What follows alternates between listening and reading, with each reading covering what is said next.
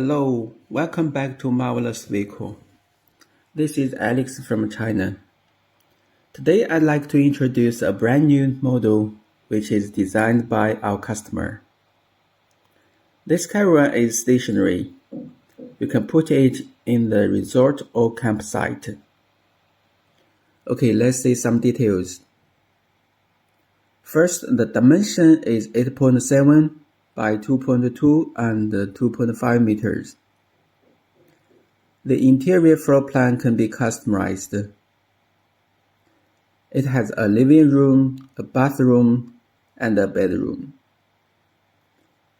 A 43 TV in the living room, and a sofa, tea table, and a telephone on the wall. Then you will see a small bar with a maple, worktop, sink, and a fridge under the cabinet. You can boil coffee here. Also, you can store some soft drinks, ice cream, juices, or milk in the fridge. Next is the bunk bed. 2 children can rest here, with 2 reading lights on the wall.